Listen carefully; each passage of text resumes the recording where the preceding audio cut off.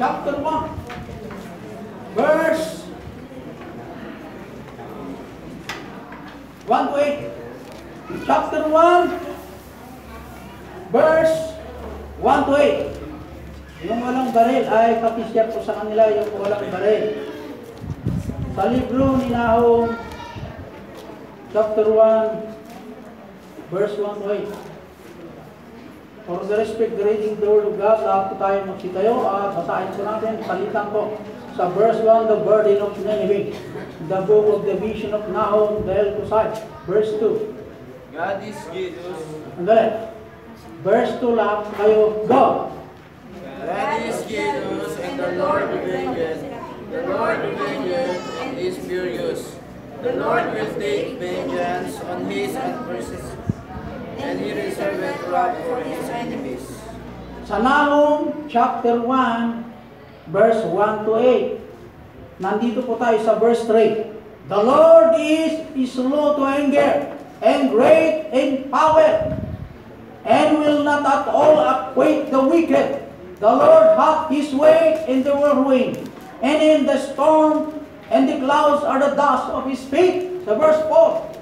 He rebuketh the sea, and maketh it dry, and drieth up all the rivers, Bashan languisheth, and Carmel, and the flower of Lebanon languisheth. Verse 5, the mountains quake before him, and the hills melt, and the earth is burned at his presence. We, the world, and all that dwell in it. Sa 6, Who can stand before his indignation, and who can abide in the fierceness of his anger? His fury is burned out like fire, and the rocks are cold Almighty. the Lord is good, a stronghold in the day of trouble, and he now knoweth those who trust in him. Sabay tayo mga 8 ko. But with an overrunning flood, he will make an utter end of the place, and darkness shall pursue his enemies. Tayo po nalain, O God Almighty, salamat Panginoon, sa iyong mga salita na aming nabasa. Salamat po, Ama, sa choir at ang special number. Salamat po sa mga bisitas po namin. Ganon din po, O Diyos, mga first time, second time, or third timer. Thank you, God, na ikaw po nagdala sa kanila po rito. Salamat po sa presensya ni Pastor Bart. Nandito po ngayon, O Diyos, at ang kanyang asawa. Ay pwedeng, Father, na ikaw po magbigay ng kagalakan ng bawat isa na ikaw makita sa mensahe. Dalayan po rin, O Diyos, huwag po pabayaan ng mga bata. Ganon din po ang tagapagturo. Ganon din po ang gawain ng Barangay Salvation na po, Panginoon, na maganda po ang mga service doon. Ganon din po ang pagdalo ng mga members. I pray si Preacher Junjun na gamitin mo mightily sa iyong misteryo.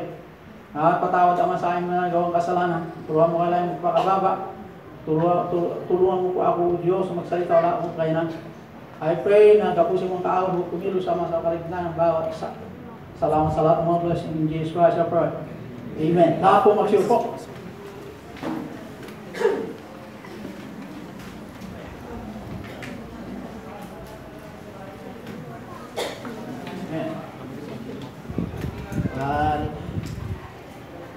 Sa ating kapatiran, sa ibang bansa, at ganun po sa Pinas.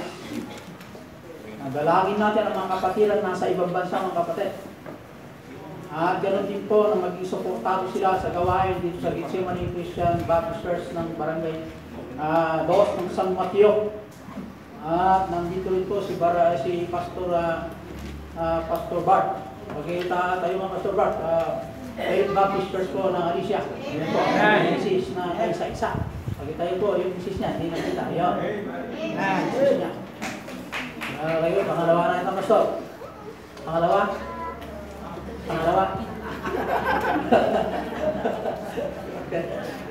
Isa.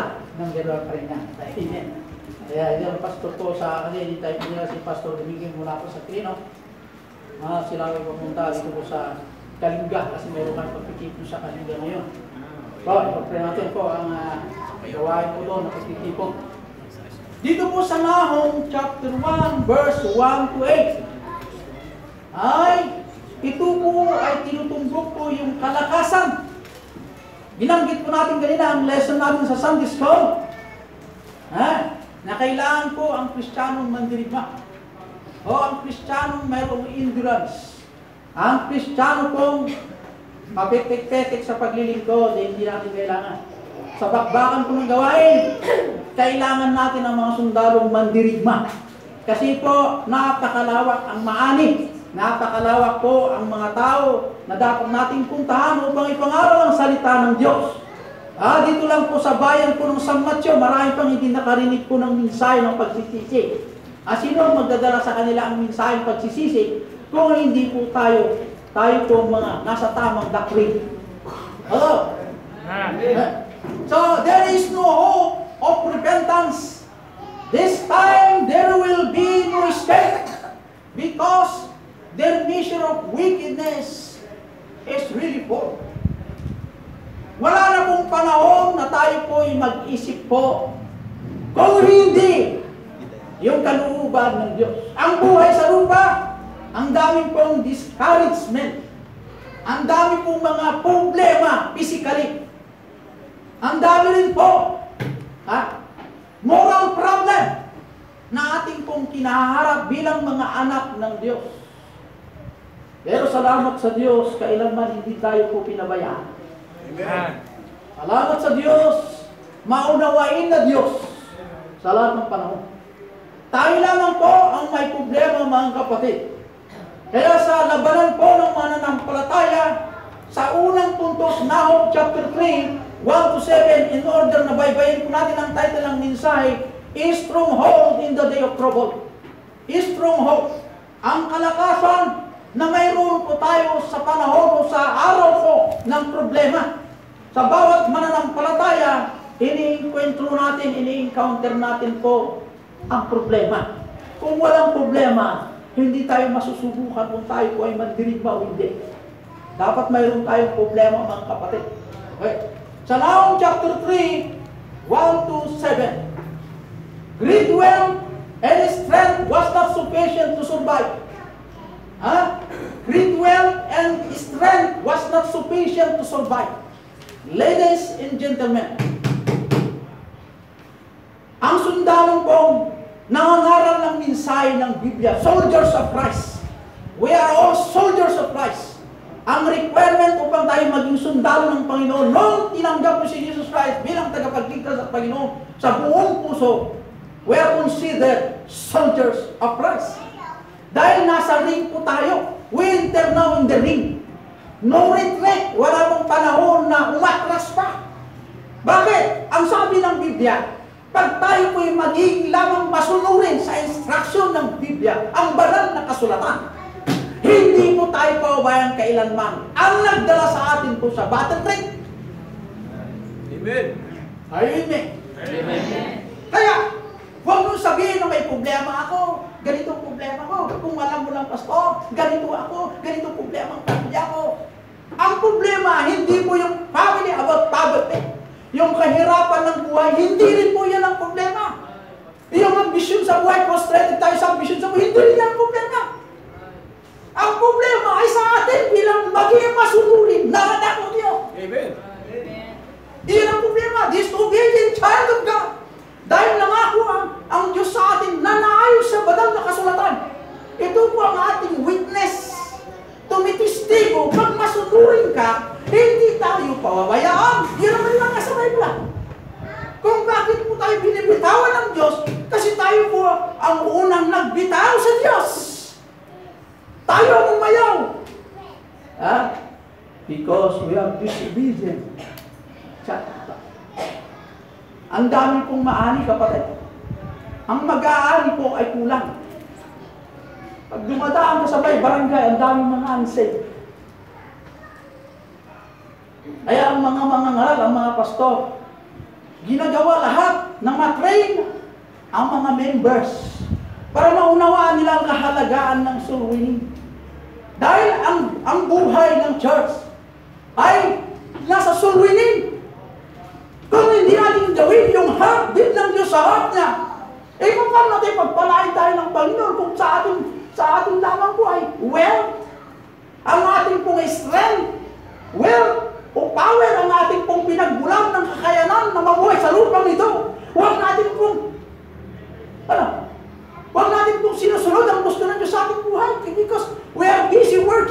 want to more money. Gusto natin kumita ng maraming pera. Gusto natin pong magkaroon ng maraming ari-arian.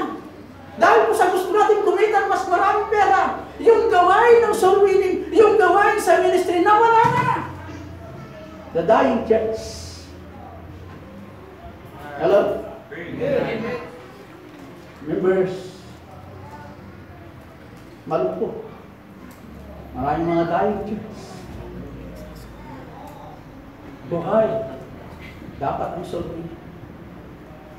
Yun ang heartbeat ng Panginoon. More souls of His head. Kung ikaw po ay empleyado ng NAWASA, ang manager ng NAWASA at lahat ng empleyado doon, hindi mo bayaan ng gobyerno kasi empleyado ka ng NAWASA. Ganon din sa kapulisan. Kung army ka, pulis, hindi ka pabayaan. Pag gawin mo ang tungkulin mo, sisilbuhan ka. Kung hindi ka masunurin na sundalo, tatanggalin ka. Ang ating employer ay ang lumikha sa atin. Yung lumikha ang lahat. Nasa kanyang kayamanan. Nasa kanya ang lahat ng kapangyarihan. Iyan po ang ating employer sa ating buhay. Kaya pag naglingkod ka sa Diyos, hanapin mo pa ang wealth. Ang ibig sabihin niya, great wealth and strength was not sufficient to survive. Sa larangan po ng digmaan sa sanlibutan nito, ang buhay temporary. Ngayon, ang sentro ng buhay mo, ito po ay ginugol mo sa paglilingkod sa Panginoon, sa mamagin ng pagbabahagi, iyong pong trust o pagbabahagi ng salita ng Panginoon. Simple way of salvation. Hindi natin po yung binahagi sa iba. Ay, saan pupunta ang mga tao dito sa impyerno? May oras pagkain, alas 6. Oras 7 sa umaga. May panahon din sa alas 12. May panahon din sa hapon. Lahat may schedule ng pagkain natin araw-araw. Iba pang merienda. Kaya hindi mo mabigyan na schedule ng soul winning for day para sa Panginoon. Ha? Tingnan niyo po, sinahon. Chapter 3, 1-7. Ang mga bansa ay lagi pong nagtitiwala sa kapangyarihan na magkaroon ng maraming pera. Ha? Katulad po yung Nineveh. Ha? Yung Nineveh po ay bansang mahina noon. Pero nagiging mayaman ang Nineveh dahil hinanap nila ang ginto, hinanap nila ang pera, hinanap nila ang kapangyarihan. Katulad po ang Japan. Naging asinsado ng Japan dahil sila po nagpursige na maging makapangyarihan na bansa. Marami ang pumasok, kunti ang lumabas, siyempre yayaman. Masipag na bansa ay yayaman. Ang ayaw lang ng Diyos sa atin, yung ayaw ng Diyos. Ang sabi ng Biblia, ang maging mayaman na Kristiyano, kung nangarap ka maging mayaman, walang problema dyan. Maging doktor, maging professional balang araw, hindi rin problema yun eh. Ang problema lang dito, kung mas higit ang ambisyon mo kaysa salita ng Diyos, higit ang pagkuha mo ng kayamanan, kaysa yung salita ng Panginoon at manalangin sa Diyos, yun ang ayaw ng Diyos. Ganun lang kasimple ang gusto ng Diyos sa atin. Mas higit ba ang profesyon? Mas mahigit ba ang mga bagay ito? Kasi sa atin, alam ka, sabi ng Panginoon, hindi po pwede yung ginagawa natin na ganyan. Ang gusto ng Diyos sa atin, to be an ambitious man, o ambitious. To be an ambitious individual. Walang problema sa ambisyon. Kung isang guni mo sa Diyos, ang ambisyon na yan. Amen. Ay kung hindi mo sinanggunan ang ambisyon mo, magkaroon ka ng maraming girlfriend. Ang ambisyon mo ay may 3, may paiyakin kang isa. Hindi pwede. Pag nagalit ng Diyos, pwede din tayo. Pag ginanya ka ang Panginoon, magsisinapan din yung pwede kayo na nagawa rin ng Panginoon. Ha? Nation depends upon might and power. They forget that it is not by might. Sabi mo ng Panginoon, nor by power, but by the Spirit, said the Lord of hosts. Sa Sikaraya 4:6. Hindi po ang kapangyarihan na mayroon kayo na tagalupa, kundi ang kapangyarihan ng mula sa Diyos ang pwedeng maglipat ang tao upang makaptan ang kanyang pangarap na ayon sa way ng Diyos. Hindi mo ang ating ways how to be rich, but we become rich in God's ways. Amen. Mas higit kasi tinignan ng Diyos sa atin yung maging mayaman sa pagitan ng Diyos at tayo. Kaysa yung maging mayaman ka sa lupa, malayo ka naman sa Diyos. Amin mo yung mayroon sa lupa, kung malayo ka naman sa lumika sa lupa. Kaya, Sikaraya 4:6. Maliwanag po doon. great wealth and strength was not sufficient to survive. Sa pamumuti ng mga sundalo, na-train sila pandigma, pumatay o dumipensa. Sa atin naman, tayo po yung matrain. Hindi pumatay. Kundi tayo po yung na-train para dalhin ang mensahe kahit maraming criticism. Ang Kristiyanong maraming criticism, nag-i-stand the fight. Bakit? Yung criticizer, kaya nga, mahalaga yung sa korte, alam niyo sa korte, kahit yung tao ay makita mo pumatay na, pinatay na si Juan. Nakita mo, pinatay na si Juan. Tumistigo, yung tumistigo, witness, stand witness. Pinakita ko, how many meters nung nakita mo, pinatay niya si Juan? Mga 5 meters. Hanggang doon. Nakita mo, anong kulay? Hanggang na testigo na tapos na, believe! Hindi ka agad maniwala ang judge. That is only a matter of gathering the facts. Nag-informal pa lang ang istorya. Ngayon, at the time na sinabi yung nakita ko, huwag mong paniwalaan mo na, investigahan mo muna yung tao. Nakita ka raw, di ba? Nung nandun ba siya? Wala. Sino nakita mo nun? Si ganito. False witness niyo. Ang judge, hindi pa rin nag-sentensya, hindi pa rin sumintensya. Gather more evidences before they have to sentence. Magkaroon muna ng gathering of the facts at timbangin. Ang Kristiyano, iba naman, pag ninalim, namaniwala ka na. Mas masahol pa sa tayo sa Panginoon, hindi mo sa Genesis. Nung nagkasala si Adam, tinanong ng Diyos kay Adam. Anong tanong niya? Where art thou, Adam? Alam naman ng Diyos kung saan siya tayo. Pero nagtanong pa rin, I am here, God. Ang pangalawang tanong, bakit ka nagtatago? Nagtanong pa rin, tanda na, Panginoon na yan, alam niya na nagkasama si Adam, pero nagtanong pa rin. He gave Adam the freedom how to defend himself. Binigyan pa rin pagkakataon na depensa na kanyang sarili. Bakit Adam? Panginoon dito. Si Eva. Bakit Eva? Panginoon ito. Nakita pa yun yung ahas. Nakita niya yung ahas, yung nasa loob ng ahas ay si Lucifer na bumagsak mula langit. Yun ang nasa ka sa ahas. Nagalit lang ng Diyos? Hindi. Ang ginawa ng Diyos, heavy sentence. Judgment day, okay? Yung reason mo is not justified. Hindi po katanggap-tanggap ang iyong dahilan, kaya ang parusa pa ito. Kaya nagbigay ng hato ng Diyos. Sa lahat ng iyong buhay, maghihirap ka bago kumain. Ikaw nang naiba, dahil po ikaw nagkasala, ganito sa iyo ahas. May sentence. Diyos pa rin po, Diyos rin po ang nagtanong. Kung ang Diyos nagtanong, how mas po sa atin, di natin alam ang puso ng tao? Mas marunong ka ba sa lumikha? Kaya, sa mandirigma ng Kristiyano, prepare pa lang yung mga mananampalataya, maraming backslider na, hindi pa sumago pa sa digmaan. 2019 na ngayon. Kung ang ugali natin 2018, iyon po ang ating dala-dala, dapat ngayon 2019 ay dapat mandirig pa naman tayo, magmamature tayo. Hindi mo pwede lang, grade 2 ka, grade 2 ka next year, grade 2 ka, grade 2, grade 2, dapat grade 3 naman. Kung grade 2 ka masakitin ka, sa grade 3 hindi mo masyadong sakitin. Pagdating sa grade 4, hindi masyadong, mas gumaganda ang kanyang performance is grade 1. Ang mahirap dyan, 10 years mo na Kristiyano, sakitin ka pa rin, parang grade 1 ka. Nagda-diaper pa lang.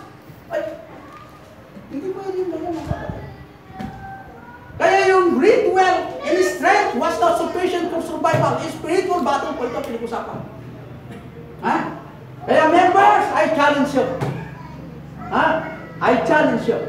Kung mayroong problema, ang ating stronghold, ang ating pong pinakasentro ng ating lakas, ay lagi tayo nakakapit kay Kristo. Kasi si Kristo, ang ating pong advocate sa Ama, nung ang si Satanas ay mag-a-accuse sa atin. Si Satan po ay laging nag-a-accuse sa atin. Ang ating pong advocate, the defending lawyer, is Christ alone. Oh, great Father, binayaran ko na ang kasalanan ng iyong anak na ito na nakaharap naman sa kasong accused ni Satan. Members, remember that. Don't ever trust wealth in his strength. Kung ano yung mayroon tayo po, malawak na lupin, pera, ano ba yung mayroon ka? Huwag mo pagmalaki mo. Kaya stronghold in the battlefield. Yung battlefield is itong sanlibutan ito. Ang ating ginagalawan na ito, ang daming tukso. Ang ating ginagalawan, ang daming problema. But remember one thing, ang ating stronghold is Christ. Eh kung sa pera ka bumibili, mawala ang pera. Ang kapangyarihan, mawala eh. Amen. Amen? Amen. Pangalawang puntos. Chapter 1 verse 14. God dig her grave. God dig her grave. Ang Diyos ang naghukay para sa mga taong dumidepende sa pera. Parang bumubuhay kayo ng sarili mong libingan. Ha? Tingnan mo ang Nineveh. Nineveh is a strong nation. Mighty in power. Makapangyarihan. Kung pasukin ng mga sundalo ang Nineveh, it will take 20 years para mapasok po ang Nineveh. Kung ang armas po noon ay yung pong basihan noon, hindi ngayon ang na-armas, kasi ang armas ngayon iba ngayon Isang pindot dito, tatakbo yung noktak. Pasabugin ko yung pader. Pwede yung wasak. Pero kung i-guess natin yung armas noon, at ang armas din noon sa depensa at saka-atake, it will take 20 years bago mag-iba ang Nineveh. Matindi Matindi ang kanilang cover. Kasi mula sa taas, mayroon pang mga sundalo doon, may pana. Mayroong mga armas doon sa taas. Mayroon pang malaking pader na nakalagay po sa kanilang fence. Iba pa yung nakakabayo, iba rin po yung mga paano sundalo. Kaya, mahirap pasukin po ang Nineveh. Ha? Pero ito ngayon, ang Diyos na makapangyarihan, wala pong imposible kahit anong klaseng lakas mo na bansa. Kahit anong lakas, mayroon po tayo kung hindi mo kilalanin ang Diyos. Ibabagsak po tayo ang Diyos. But wealth and power is nothing to the Lord. Don't ever trust money. Remember that. Ha? Bakit? Ang ginawa ng Diyos, yung Tigris River, yung mga tubig mula sa taas, pinalaki ng Diyos. Pumasok po sa pader. Ang ginawa ng tubig, kinalkal po yung pundasyon ng wall. Lumalim yung pundasyon ng wall. Natanggal po yung lupay. Bumagsak ang wall. Pumasok ang tao. Pagsak ang tubig. Ganun lang kasimple ang kapangyarihan ng Diyos. Tubig pwede gamitin. Tubig walang bubuyan, walang armas yan. Pero pwede nang pabagsakin ng tao kahit matibay ka na pa din. Ganun po ang Panginoon. Kaya marami ang ways ng Diyos na pabagsakin ang kanyang mga anak. Kung ang mga anak ay makakalimot sa Diyos. Kaya don't ever forget God and His commandments or His statutes. Because God ay makapangyarihan. Yung problema kasi sa atin ng order, mayroong dumidepende sa pera. May pera naman, lumalayo ka na sa Panginoon. May pera kayo, umani kayo ng talay, pumunta kayo sa Santiago. Wala nang problema pumunta sa Santiago. Sa libo kayo pa, pumunta ka doon. Nung wala ka ng pera, bumalik ka. Wala ka ng pera, pumunta sa church. Pagdating sa awitan, umahawit ka rin. Amen? Pag may blessing ka, wala ka sa church. Hindi ka pwede pagkatiwala ng kaya ng Diyos, pagganyan ka. Pero pag nandito ka sa church, may pera ka o wala, God will bless your life. Amen. Ganun lang yun. Hindi mo pwede, pag wala kang pera, punta ka sa church. Pag may blessing, punta ka doon sa mo winawaldas ang pera mo. Pera rin ng Diyos yan. Kaya sa pamunta, winawaldas mo, pera rin ng Diyos yan, mga kapatay. Saan mo nang mula ang kalakasan? Sa Diyos. Saan nang mula ang ating mga strength? Sa Diyos. Lahat na mayroon mong nasa kapaligiran, sa Diyos pa rin yan Ngayon, pagdating mo sa mayroong mong blessing, isang pinunta ang pera mo. Walang problema yung pumunta roon. Pero ayos naman natin sa God's way, sa pamamaraan ng Diyos, ang paglusta ng pera. Amen. Tingnan niyo po. Ang ating mission sa Barangay Salvacion. Nireport mamaya ating preacher doon. Pero iniwanan ko, isang yero na lang, hindi na yung kabit doon. Meron pang insulator yun. Kasi kung sana dumating yung ating pong pinag-pray, maging complete na building po yun. Maging complete. At bibili natin yung katabi ko na landon. Bibili natin yun.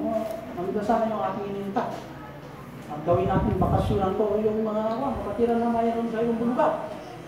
At doon natin imuhon spiritually sa church. Pwede yan. Alam mo, meron tayong siman dito. Hindi na. Siya rin ang nagbibigay una sa first fruits niya. Talod ako si Sir Nene. Kaya hindi ko sabihin kung sino yan. Pero itong sinasabi ko sa inyo. Magpatuloy kayo maglingkod and serve God. Don't ever trust your money or whatever. God will bless you. Amen. Pero kung magtiwala ka sa pera, tatanggalin niyo sa tayo natin. Kasunod sa mata. Ang Diyos yung makakaya nila. Okay, magluluko. May mga binatay doon. Magluluko, may tapong girlfriend. Hindi ko kaya yan. So, isa ang pinag-pray mo, isa lang. Wala akong dalawa.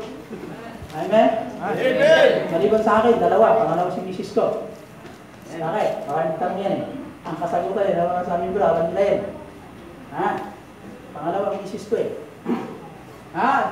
God dig her grave. Ang Diyos, parang tayo naghukay din ang sarili natin pong hukay dahil sa kasalanan, ang kasalanan mo. Kaya yung pong naglublob sa atin, upang tayo may libing. Kaya don't ever trust science. Yung ating weapon na invention, yung mga bagay na learning, mayroon po tayo, don't ever trust them. Trust the word of God.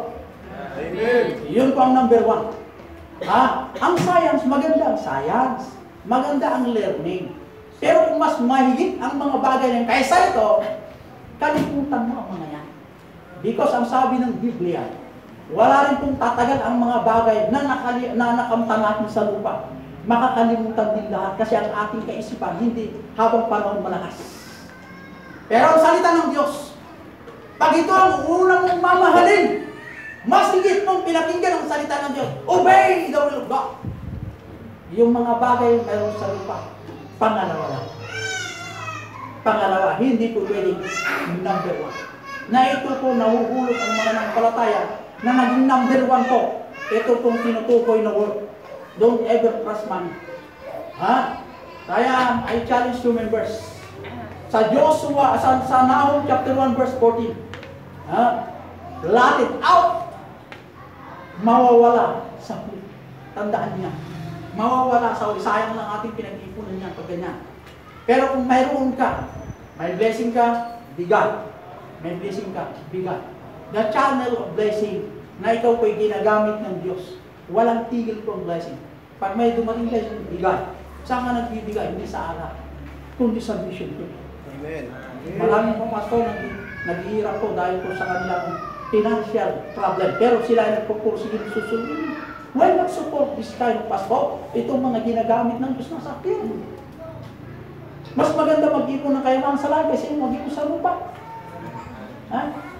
Kaya, remember that mga sa Psalm 118, verse 22.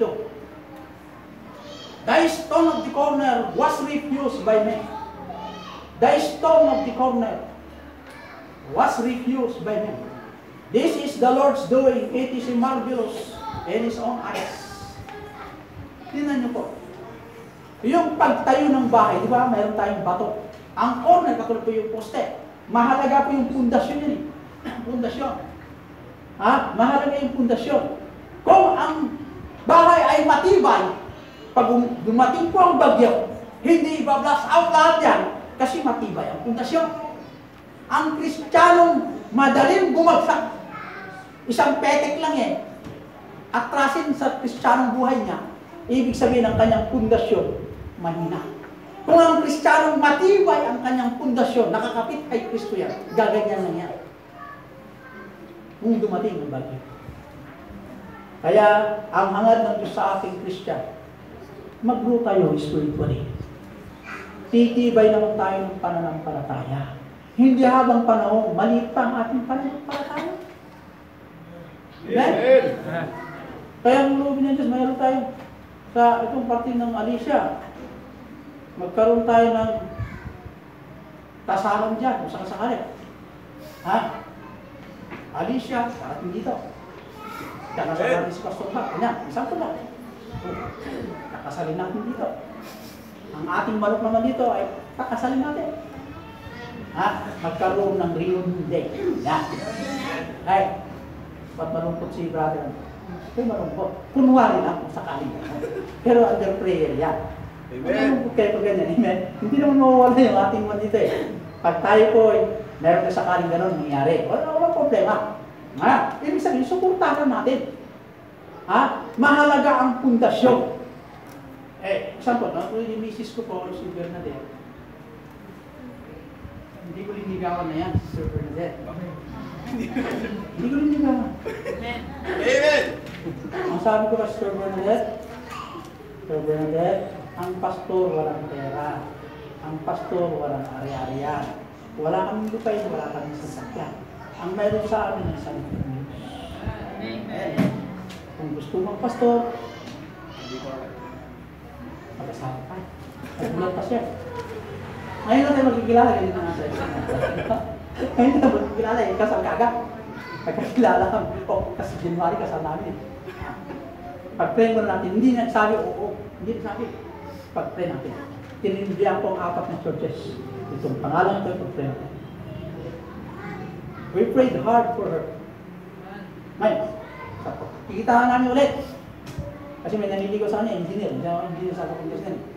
May ipon na pera, may trabaho, may bahay pa. Engineer yun. Ngayon, sabi ko sa kanya, January, kasal na tayo. Nagulat pa. Mas lalo nagulat. Kasi, wala pa isa tayo nagkikilala, wala pa rin mga buwan. Kaya, nagulat pa. I'm praying for you, sister. Na ikaw ang aking lifetime partner. Kasi nakalimutan ko na ang pag-aasawa dahil sa ambisyon sa buhay. Kalendar mo ay 42 na ako. Malaking ng kalendar mo ako, mamumulog ng kalendar ng buhay ko. Sa ambisyon ng buhay. Ang ambisyon kasi noon ay, alam mo yung ambisyon, ito din, Congress someday. Kaya board member kagad ang aking tinanak ko. Magintindi ang ating kalyado. Sa ating mga lawyers, former congressman ng Kalinga, ating judge. The same time, IPP governor, Tignated Baro, Tignated Northern Luzon. At former congressman, yung mga aliado ko. Yan lang po eh. Ambisyosa. Ang mali ko na, hindi ka tinanggol sa Diyos. Kasi ang mga butante, saksi ni Joe Biden, hindi siya matalaw. Sabi niya dyan, Bindis niya. Join the music. Ano pa tayo? Pag sumayasin, sayo ko rin. Kaya hindi ka luban na Diyos pumunta ako din. Ha? Pero nung tinanong ko si Mrs. Ha? Dahil sa panalangin. Hindi naman dumilit yung oo. Ha? Hindi dumilit yung oo. Ang sabi niya, ano kasal tayo sa January 14. Yan. Nakalimutan ko ba yung January 14 ng mga katalungan? May mga po, hindi sige. Sige, paalala sa akin. Oy, daddy. Oy, anniversary ko sa January 14. Hindi ko malam eh. Dahil sa gawain kasi dito, walang paalala sa akin. Iba naman kayong bumabata, no? Amen? Amen! Oo. Ayaw, ganun nangyari. Kaya, sumagot naman ako siya kasal tayo. Yun na. Kaya mga binata ngayon eh, may bulaklak, may chocolate. So, pag nakuha yung oo, tatakasan din. Sino may mga binatang ganyan? Sabihin nyo nga sa amin, yung mga ladies, mga ganyan na binata. I-design natin dito, parang katulad ni Musik. Sadang Musik. Nabibigti na, may tali na ba? Kaya ka man yung rap. Kaya kayo mga binata, be faithful. Amen! Kasi may nalangin sa inyo eh. Huwag kayo mga ngako, pag-pray mo ako, sister. Ay paano siya talaga? Ay sinabot ka. Kaya kung may ganyang binata, ganda-ganda ka, palakul, ang dami palakul natin sa binata. Kahit malayong lugar, wala natin. Ha? Hindi. Hindi ako magbibiro, kayo pong mga binata, be faithful. Doon na yun. Kung mahal mo Diyos, mamahalin mo pa. Kaya si Mrs. ko, mahal niya ang Diyos, kaya minahal niya ako. Amen! Hindi dahil ako'y pogi. Amen! Minahal niya ang Diyos. Kaya minahal niya ako. Kasi sobrang pogi ako, hindi lang ako pogi. Hinahal ko naman siya dahil mahal ko ang Diyos. Amen. Kahit siya maging isang tayong Hitler, mahal ko rin ba niya? Ganyan yan. Kayo mga mister, kung Hitler ng mga misis, mahal ko rin niya. Sabi, amen, brother, ma'am? Ha? Kaya, yung stone na pundasyon ng pananampalataya, pag nakakapit po sa atin, we should have the attitude to understand yung ating kapartner. Higit sa lahat, mapagtiyaga po tayo sa lahat ng panahon pagdating po sa salita ng Diyos. Kasi ang ating testimony ay mawawasak. Oras na tayo po ay pabaya sa ating mga testimony. Mahalaga ang testimony ng mga kapatid. Ha? Mabuti kay Pastor Bart, si Pastor Bart hindi siya naglalaway. Basta,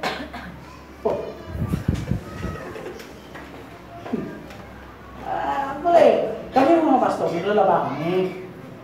Hindi dahil kami masunurin sa misis. Dahil masunurin kami sa Panginoon, mamahalin ko yung naman. Binigay ko sa inyo. Kaya masunurin kami sa mga misis.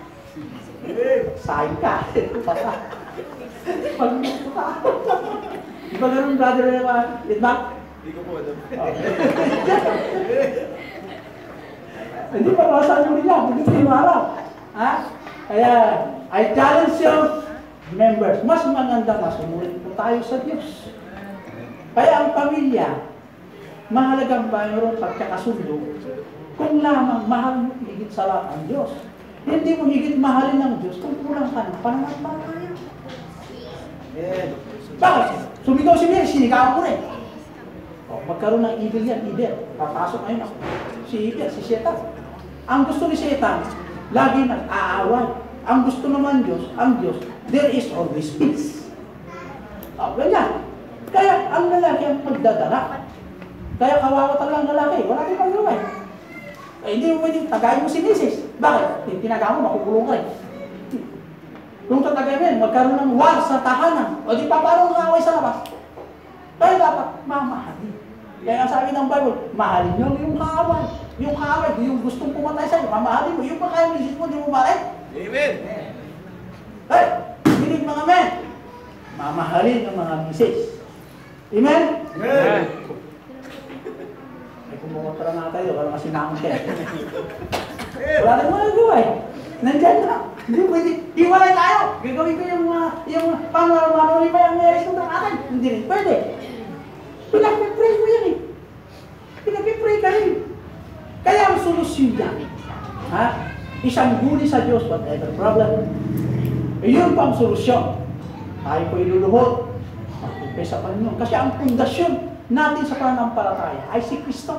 Bilang mandirigma, magkakaroon lagi ng peace. Kung mayroong pagpakababa, bawat isa. Marirealize si Mrs. balang araw yan kasi ang mga Mrs. Parang timot ng mga tiyan, gaganyan.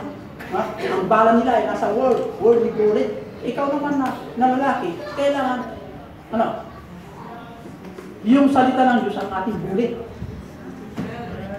Bala, yung ating bala. Ikaw naman si Grace, ito yan eh.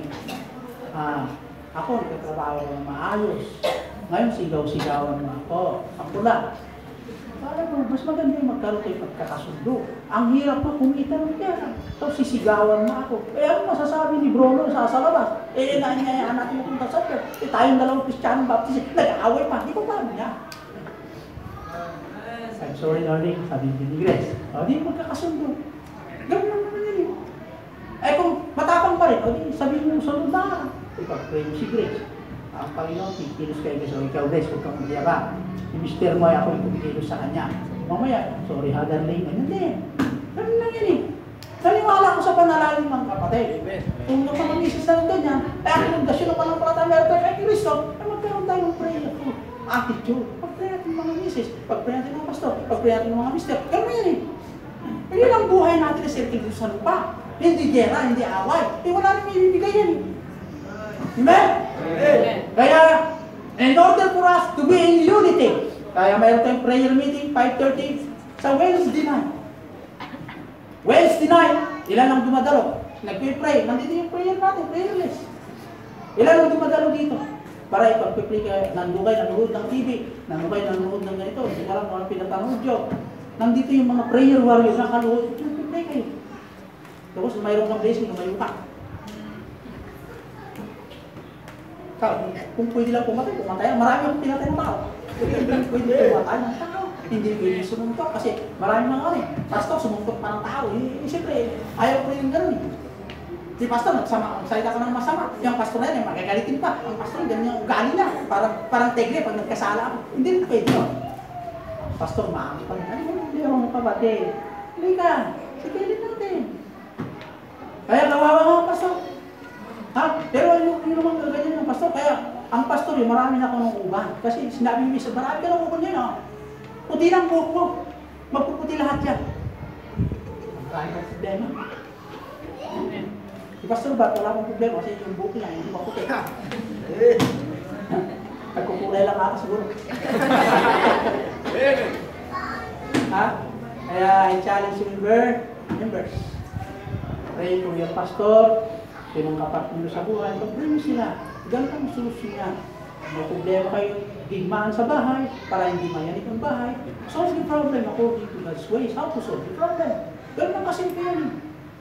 Mamaya magyayakapan kayo ulit. Ganun na yun. We are just a human being, not one relative. Pero wala na sa akin. Amen? Amen. Kaya kayo mga misis na, huwag yung masyadong barilin yung mister, baka may namatay na, di wala na. Hindi na makabangon. Patay ka na. Yes. Wala. Iiyak ka rin sa huli.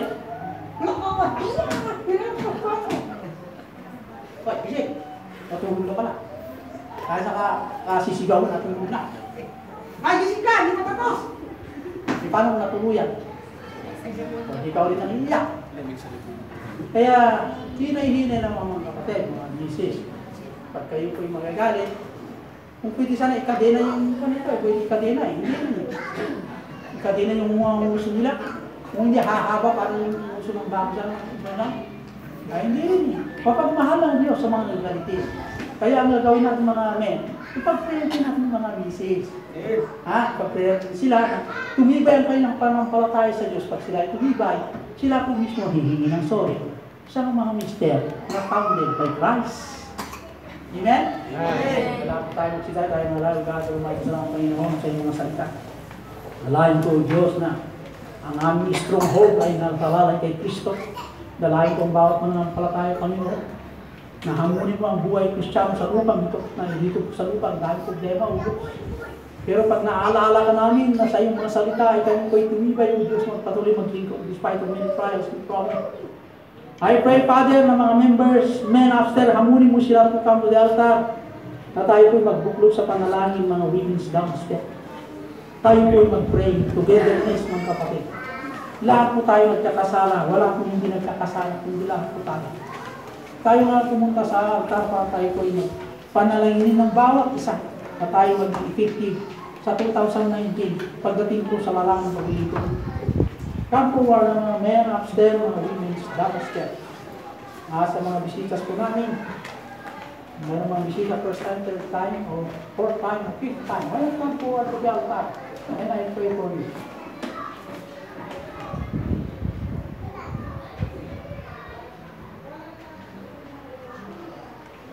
I will pray.